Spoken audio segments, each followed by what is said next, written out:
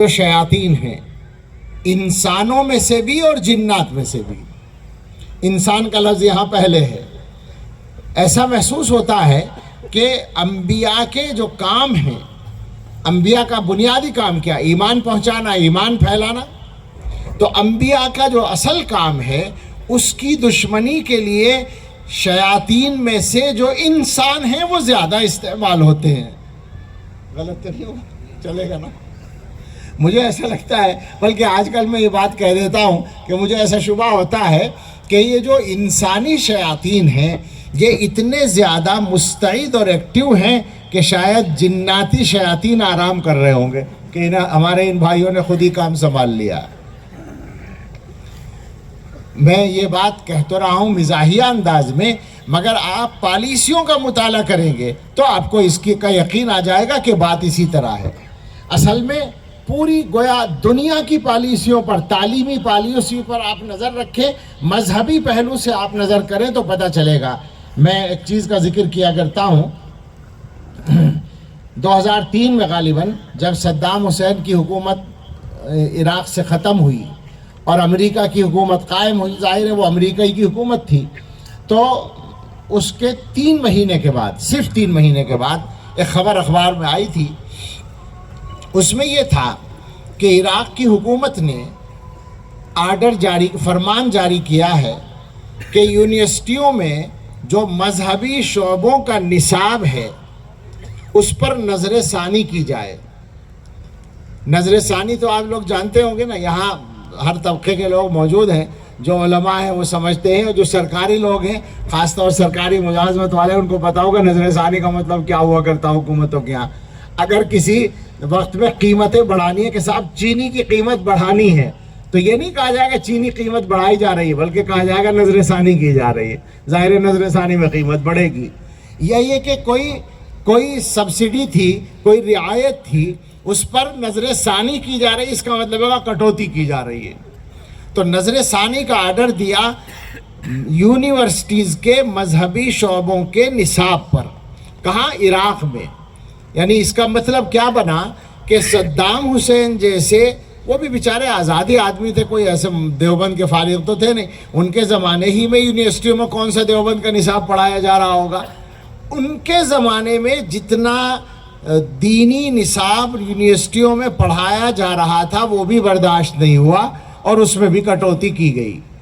اور آپ اگر گزشتہ 25 30 40 سال کے عرصے میں مسلم ممالک میں، میں مسلم ممالک کہہ رہا ہوں، مسلم ممالک کی تعلیمی پالیسیوں کا جائزہ لیں گے تو کم سے کم 10 ملکوں میں ایسا مل جائے گا آپ کو کہ امریکہ کے اثر و رسوخ کی وجہ سے وہاں مذہبی تعلیم کے اوپر گویا قدغن لگی یا راستے میں رکاوٹیں کھڑی کی گئیں. ایسے حالات ہیں. اس سے آپ اندازہ کر سکتے ہیں کہ یہ طاقتیں فقط اپنی حکومتوں میں نہیں بلکہ مسلم حکومتوں پر بھی اثر انداز ہو کر دینی تعلیم کے کام کو روکنے کی کوشش کرتی ہیں. ان ساری باتوں کو جاننے کے بعد کیا اب بھی یہ بتانے کی ضرورت پڑے گی کہ مسلمانوں کے لیے مدرسے کا کردار کیا ہے؟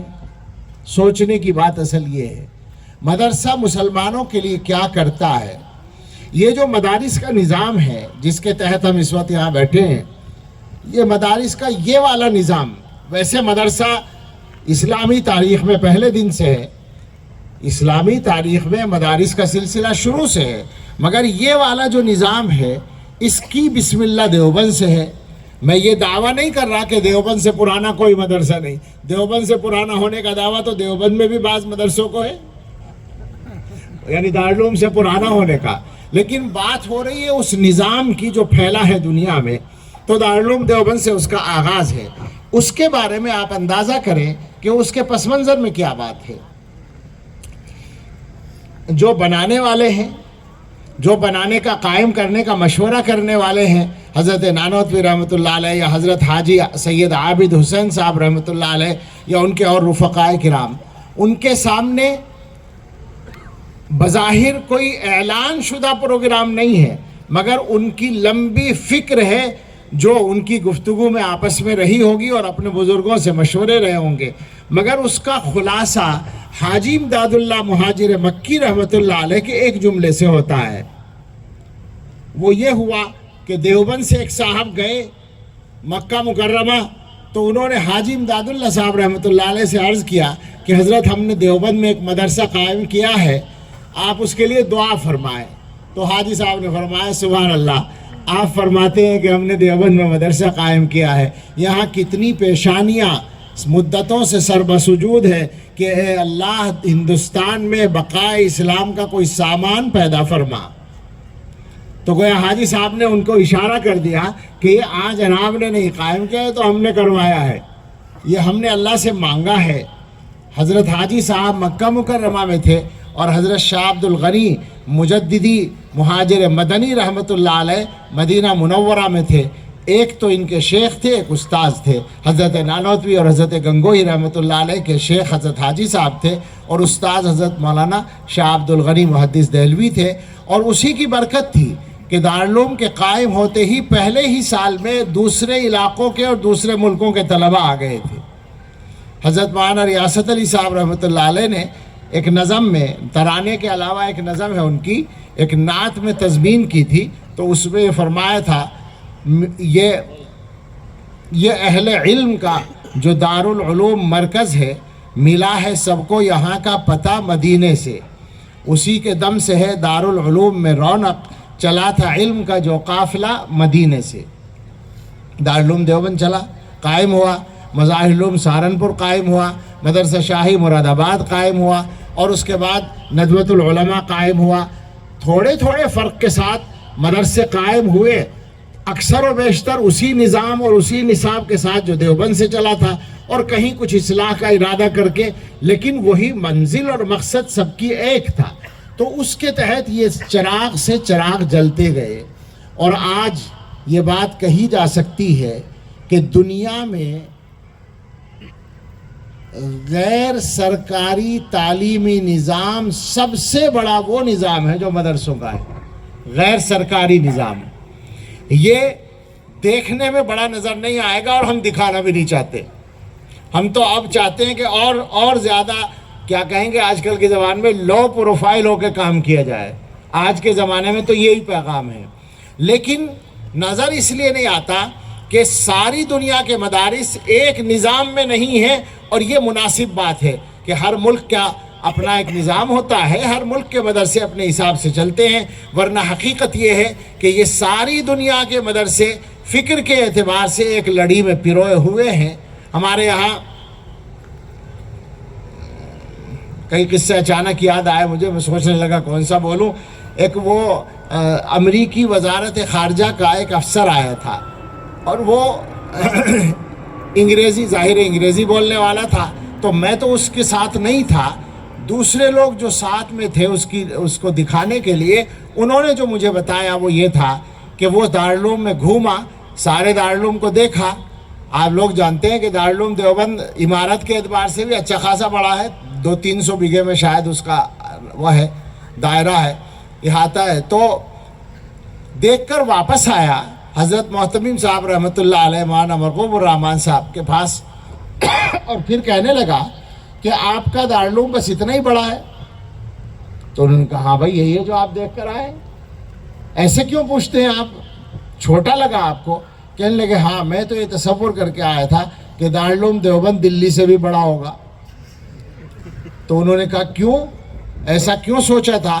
کہنے لگے کہ میں امریکہ کی وزارت خارجہ کے اس شعبے کا ذمہ دار ہوں جس میں دنیا کے اندر مسلمانوں کی مذہبی سرگرمیوں کی معلومات جمع کی جاتی ہیں، اس کے لیے میں ساری دنیا میں سفر کرتا ہوں، اور میں دنیا کے اکثر ملکوں میں گیا ہوں جہاں مسلمان رہتے ہیں، قابل ذکر تعداد میں جہاں بھی رہتے ہیں اور ان کا کوئی نظام چلتا ہے، تو میں وہاں سب جگہ گیا ہوں۔ میں جہاں بھی گیا اور میں نے آپ کے مذہب کا، اسلام کا کوئی کام ذرا مضبوطی سے ہوتا ہوا دیکھا، اور اس کی جڑ کو کریدا تو اس کے نیچے سے دیوبند نکلا۔ اس لیے میں سوچ رہا تھا کہ یہ جو ساری دنیا کے اندر جڑوں میں گھسا ہوا ہے، یہ اپنا مرکز اس کا کتنا بڑا ہوگا، یہ اس نے کہا۔ اور اس سے تھوڑا سا مختلف واقعہ میرے ساتھ پیش آیا، وہ بھی امریکی وزارت خارجہ ہی کا افسر تھا۔ چونکہ امریکہ والوں کو ذرا زیادہ حق ہوتا ہے نا دنیا میں سب جگہ گھسنے اور دخل دینے کا اور پوچھنے کا، تو وہ بھی ایک صاحب آئے ہوئے تھے. یہ بات بھی بہت پرانی ہے، 2000 کی ہے شاید. وہ عربی بولتا تھا اتفاق سے، فلسطینی نسل کا عیسائی تھا، امریکن تھا اور افسر تھا. تو اس کے ساتھ ہم لوگوں کی ڈیوٹی لگی. ایک وقت ایسا آیا کہ مہمان خانے میں کچھ دیر تک اس نے مجھ سے تنہا کچھ باتیں کی، معلومات، سوالات بہت سے. اس میں اس نے ایک سوال یہ کیا کہ ہندوستان میں کتنے مدرسے ہیں؟ میں نے کہا کہ مجھے نہیں معلوم، میرے پاس کوئی سروے نہیں ہے کہ میں سارے مدرسوں کی تعداد بتا سکوں. تو اس نے کہا کہ خرچ کتنا ہوتا ہوگا مدرسوں پر؟ میں نے کہا جب مجھے تعداد نہیں معلوم تو مجھے خرچ کیا معلوم ہوگا، بجٹ کیسے بتاؤں.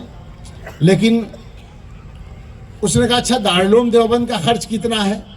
میں نے کہا میں نے وہ بتا دیا، وہ معلوم تھا. اور میں نے کہا کہ یہ دارالعلوم کا بجٹ جو ہے یہ مدرسوں میں سب سے بڑا بجٹ ہے، اس سے کچھ کم بجٹ والے بھی چند مدرسے ہیں.